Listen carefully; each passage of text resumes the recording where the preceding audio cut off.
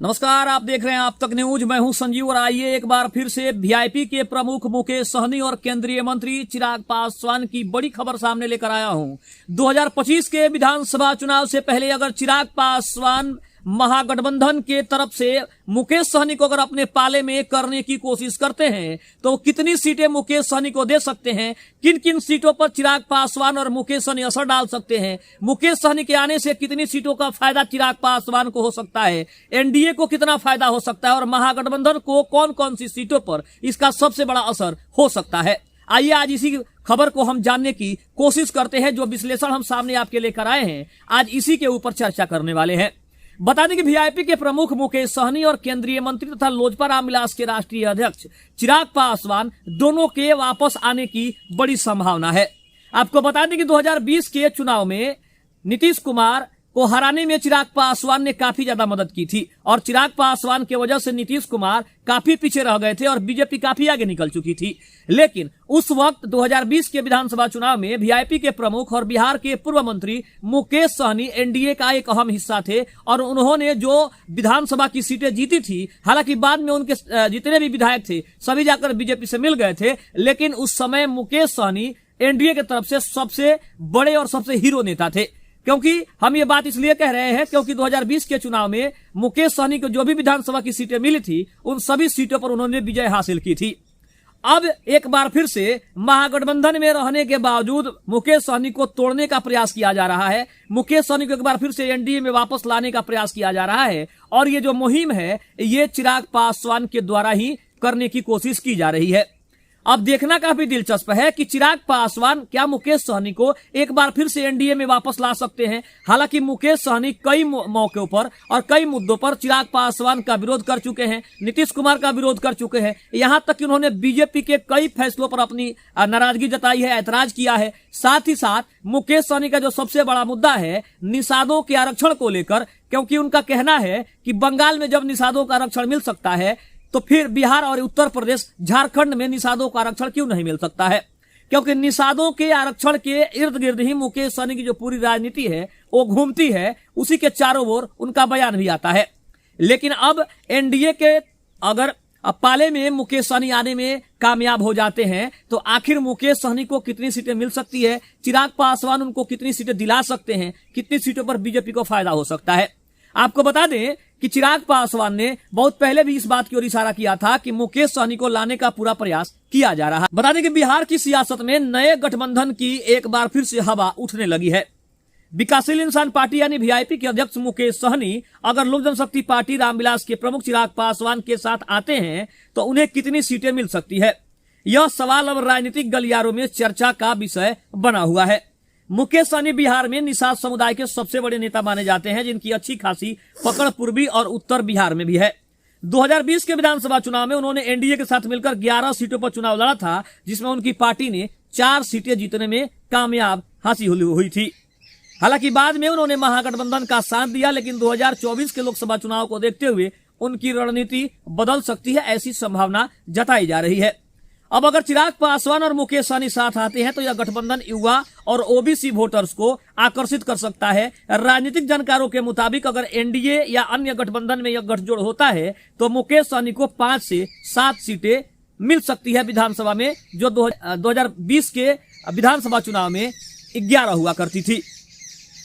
अब सबसे बड़ा सवाल यह है कि मुकेश सहनी एनडीए के साथ अगर रहेंगे या महागठबंधन में वापसी फिर से जा सकते हैं। तो अगर ये चिराग पासवान के साथ आते हैं तो एनडीए से जुड़ते हैं तो बीजेपी उन्हें सीमित सीटें दे सकती है, ऐसी भी संभावना जताई जा रही है। लेकिन अगर वे महागठबंधन में रह जाते हैं तो आरजेडी और कांग्रेस से भी ज्यादा सीटें उन्हें नहीं मिल सकती है, ये भी स्पष्ट है। क्योंकि महागठबंधन का हिस्सा रहते हुए 2024 के लोकसभा चुनाव में वीआईपी के प्रमुख मुकेश सहनी को जो 4 लोकसभा की सीटें मिली थी उसमें बुरी तरह से हारने में वो कामयाब हुए थे और एक भी सीट वो जीत नहीं पाए थे, जिसके बाद उनकी जो छवि है वो कहीं ना कहीं दबी सी है। और इसलिए चिराग पासवान चाहते हैं कि एक बार फिर से मुकेश सहनी को अपने पाले में करके उनके नामों को ऊंचा किया जाए, उनके समाज को ऊंचा किया जाए, ताकि इससे एनडीए को फायदा मिल सके।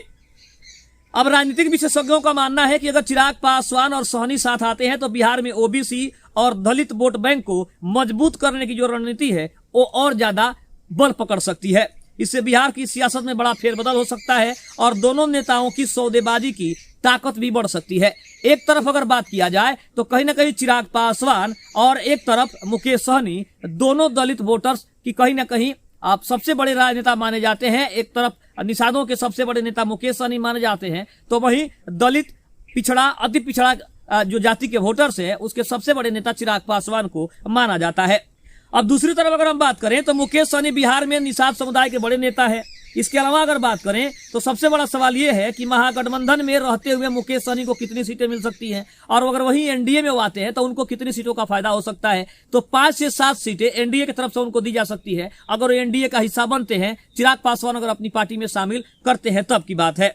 इसके अलावा अगर बात करें तो सबसे बड़ा सवाल यह है कि अगर चिराग पासवान मुकेश सहनी को अपने पाले में वापस कर सकते हैं तो आखिर मुकेश सहनी महागठबंधन को कितनी सीटों का नुकसान करा सकते हैं।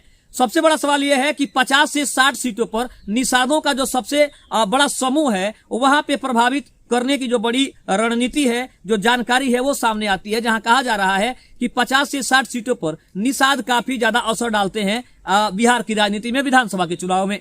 तो कहीं ना कहीं 50 से जो 60 सीटों का, हालांकि मुकेश सहनी ने भी कई मौकों पर इस बात की ओर इशारा किया है कि 50 से 60 सीटें जो निषादों की है वो उनके पाले में है, वो जहां चाहेंगे वो वोट को ट्रांसफर कर सकते हैं, उन सीटों को ट्रांसफर कर सकते हैं।